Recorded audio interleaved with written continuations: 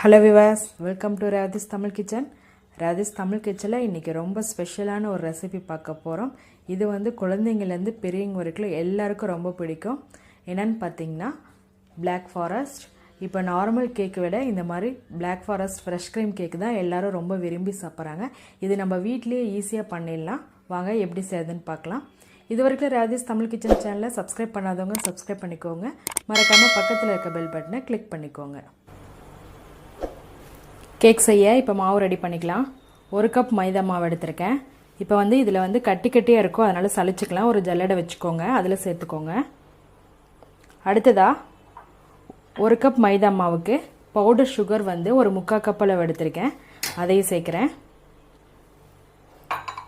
அடுத்ததாக cocoa powder வந்து ஒரு 4 டீஸ்பூன் அளவு எடுத்திருக்கேன், அதை இதில் சேர்த்துக்கோங்க. பேக்கிங் பவுடர் வந்து 1 டீஸ்பூன், பேக்கிங் சோடா 1 டீஸ்பூன், கொஞ்சமாக சால்ட்டு சேர்த்துக்கோங்க.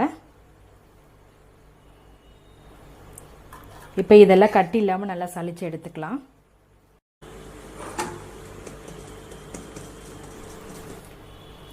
மாவு நல்லா சளிச்சிட்டேன் பாருங்கள், கட்டி கட்டியாக இருக்குது. இதெல்லாம் எடுத்துருங்க. அடுத்ததாக நல்லா மிக்ஸ் பண்ணி விடுங்க.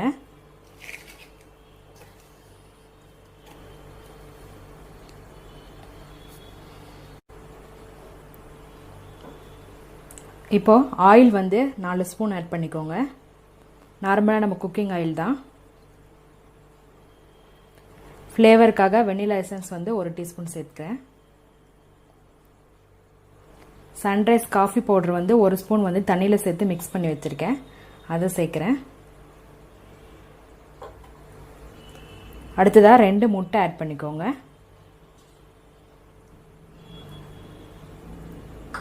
இப்போ இதெல்லாம் சேர்த்து நல்லா மிக்ஸ் பண்ணி விடுங்க.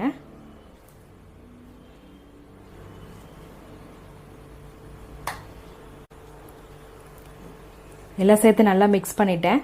இப்போ பால் ஆட் பண்ணிடலாம். ஒரு 1/2 கப் அளவு வந்து பால் எடுத்திருக்கேன், காய வச்ச பால். பாலுக்கு பதிலாக தயிர் கூட ஆட் பண்ணலாம். இப்போ கட்டி இல்லாமல் நல்லா கலக்கி விடுங்க.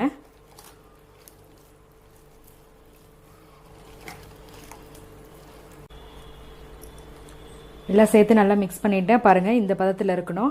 நல்லா கட்டி இல்லாமல் இந்த மாதிரி கலக்கிக்கோங்க.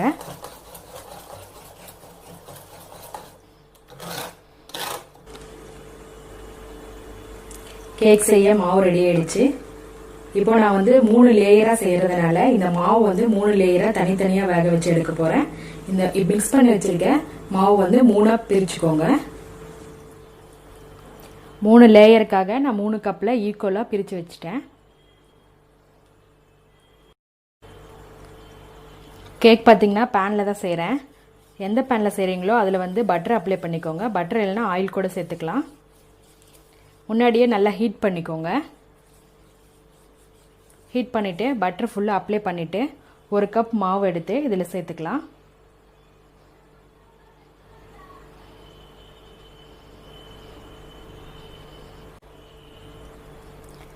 நல்லா ஈவனாக இந்த மாதிரி தட்டி விட்டுக்கோங்க. இப்போ இதை ஸ்டவ்வில் வச்சுக்கலாம். அடுப்பு வந்து மீடியமில் வச்சுக்கோங்க. ஸ்டவ்வில் வச்சு க்ளோஸ் பண்ணி வச்சுருங்க. கரெக்டாக 6 நிமிஷம் தான் ஆனது. கேக் நல்லா வெந்துருச்சு. இப்போ ஓப்பன் பண்ணி பாருங்கள். ஓப்பன் பண்ணிட்டு ஒரு ஸ்டிக் வச்சு குத்தி பார்த்தோமா உள்ளே எங்கேயும் ஒட்டாமல் வரும்.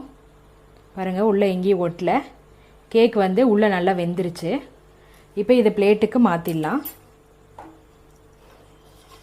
இப்படியே எடுத்தால் அழகாக வந்துடும்.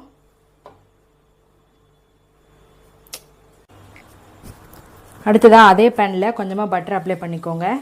அதே போல் மீதி இருக்க 2 கப்பும் தனித்தனியாக இந்த மாதிரி வேக வச்சு எடுத்துடலாம்.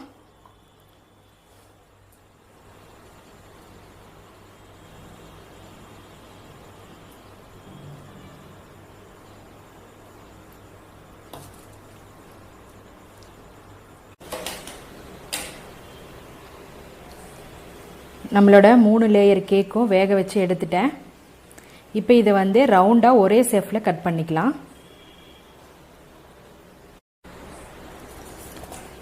இப்போ ஒவ்வொரு லேயராக எடுத்துக்கோங்க. ரவுண்டாக உங்களுக்கு என்ன ஷேப்பில் கரெக்டாக இருக்குமோ அந்த ஷேப்பில் எடுத்துக்கோங்க பிளேட்டு. இப்போ இதை வச்சு நம்ம ரவுண்டாக கட் பண்ணிக்கலாம்.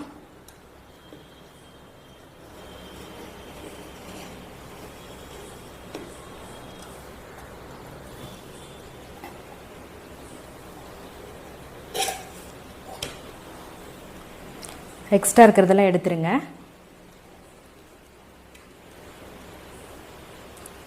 இதே போல் மீதி இருக்க 2 லேயரும் கட் பண்ணிக்கலாம்.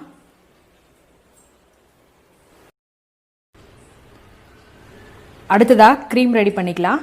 நீங்கள் க்ரீம் வந்து எந்த பவுலில் ரெடி பண்ணுறீங்களோ அந்த பவுலில் வந்து ஒரு 1/2 அன் ஹவர் ஃப்ரீசரில் வச்சு எடுத்துக்கோங்க. அதே போல் அடியில் ஒரு பவுலில் ஐஸ் கட்டி வச்சுக்கோங்க. நம்ம ஃப்ரெஷ் க்ரீம் ரெடி பண்ணும் போது நல்லா ஜில்லுன்னு இருந்தால் தான் க்ரீம் வந்து சூப்பராக இருக்கும். விப்பிங் க்ரீம் எடுத்துக்கோங்க. நான் 1/2 kg எடுத்திருக்கேன்.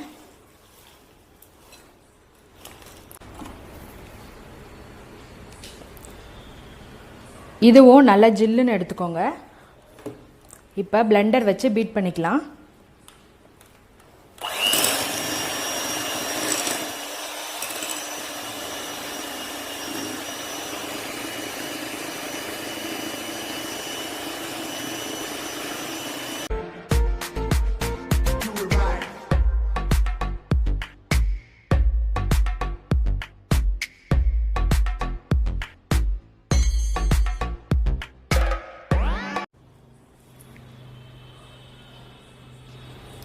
ஒரு 10 நிமிஷம் விடாமல் நல்லா பீட் பண்ணிவிடுங்க. இப்போ 1 ஸ்பூன் வந்து வெண்ணிலா எசன்ஸ் சேர்த்துக்கிறேன். நல்லா ஃப்ளேவர் நல்லாயிருக்கும் அதுக்காக. இப்போ மறுபடியும் இன்னும் ஒரு 2 நிமிஷம் பீட் பண்ணி எடுத்துடலாம்.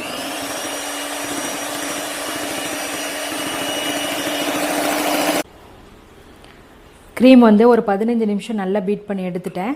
இப்படி கரண்டில் எடுத்து இப்படி கமுத்தும் போது விழக்கூடாது. பாருங்கள், இப்படியே நிற்கணும். இந்த ஸ்டேஜ் வர வரைக்கும் நல்லா பீட் பண்ணி எடுத்துக்கோங்க. இப்போ நம்மளோட ஃப்ரெஷ் க்ரீம் ரெடி ஆகிடுச்சு. இப்போ கேக்குக்கே க்ரீம் அப்ளை பண்ணிக்கலாம். நான் மைக்ரோ ஓவனில் இருக்க இந்த அடியில் இருக்க பிளேட் எடுத்திருக்கேன், சுற்றி க்ரீம் அப்ளை பண்ண ஈஸியாக இருக்கிறதுக்காக. இப்போ கேக்குக்கு அடியில் வைக்கிற பிளேட்டில் கொஞ்சம் க்ரீம் அப்ளை பண்ணிக்கோங்க. இப்போ அடுத்ததாக ஒரு லேயர் கேக் எடுத்து இதில் வச்சுக்கோங்க. சென்டராக வச்சுட்டு இப்போ இந்த கேக் மேலே சுகர் சிரப் வந்து ரெடி பண்ணி வச்சுருக்கேன், அதை போடுறேன். மேலே சுகர் சிரப் சேர்த்துட்டேன். அடுத்ததாக ரெடி பண்ணி வச்சுருக்க ஃப்ரெஷ் க்ரீமை அப்ளை பண்ணிக்கோங்க.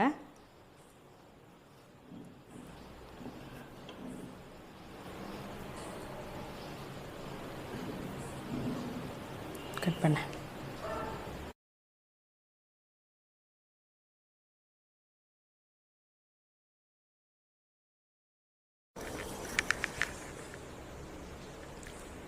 கேக் ஃபுல்லாக க்ரீம் அப்ளை பண்ணிட்டேன். அடுத்த லேயர் கேக் எடுத்து மேலே வச்சிடலாம். இப்போ இந்த லேயர் மேலே சுகர் சிரப் ஆட் பண்ணிக்கலாம்.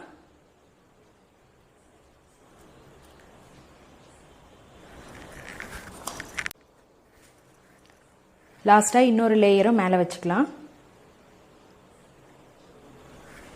இது மேலே சுகர் சிரப் சேர்த்துக்கோங்க.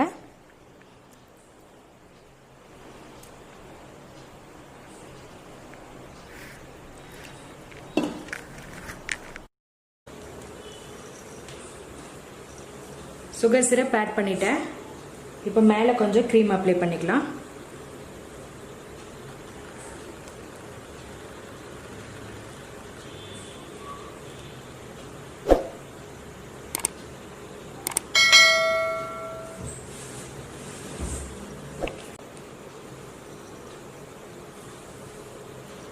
அடுத்ததாக கேக் ஃபுல்லாக க்ரீம் அப்ளை பண்ணிக்கலாம். மேலே சைடில் எல்லாம் தடவிக்கோங்க.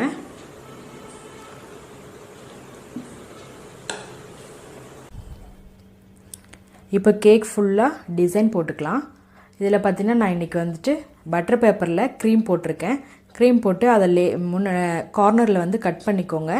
கட் பண்ணிவிட்டு உங்களுக்கு என்ன டிசைன் பிடிக்குதோ அந்த டிசைன் போட்டுக்கலாம்.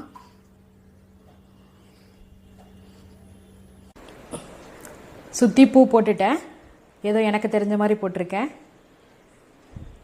அடுத்ததாக டார்க் சாக்லேட் வந்து பிளாக் கலர் வந்து இந்த மாதிரி கேரட் துருவுற கட்டையில் துருவி வச்சுக்கோங்க. இதை வந்து சென்டரில் போட்டுக்கோங்க. அதே போல் சைடு ஃபுல்லாக அப்ளை பண்ணி விட்ருங்க.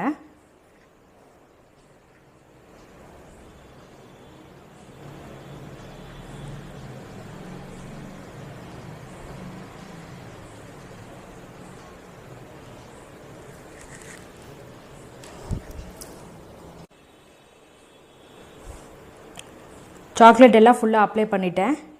இப்போ ஒவ்வொரு ஃப்ளேவருக்கு நடுவில் செர்ரி பழம் ஆட் பண்ணிக்கலாம்.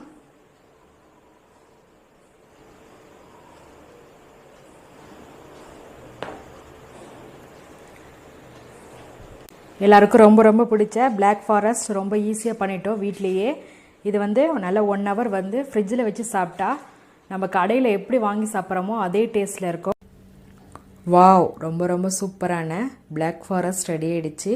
இந்த கேக் கட் பண்ணுறதுக்காக ஒருத்தங்க ரொம்ப நேரமாக வெயிட் பண்ணிகிட்ருக்காங்க.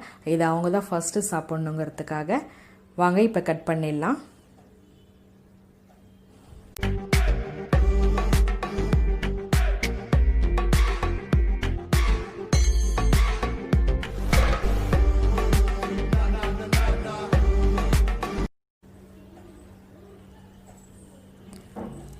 சூப்பரான நல்ல டேஸ்டான பிளாக் ஃபாரஸ்ட் ரொம்ப ஈஸியாக வீட்டிலே பண்ணிட்டோம். நீங்களும் இதே போல் வீட்டில் செஞ்சு பாருங்கள். எங்கள் சேனலை சப்ஸ்கிரைப் பண்ணுங்கள். மறக்காமல் பக்கத்தில் இருக்க பெல் பட்டனை கிளிக் பண்ணிக்கோங்க. இந்த வீடியோ உங்களுக்கு பிடிச்சிருந்தால் லைக் பண்ணுங்கள், ஷேர் பண்ணுங்கள், கமெண்ட் பண்ணுங்கள். ரெவாதிஸ் தமிழ் கிச்சன் பார்க்குற எல்லாருக்கும் ரொம்ப நன்றி.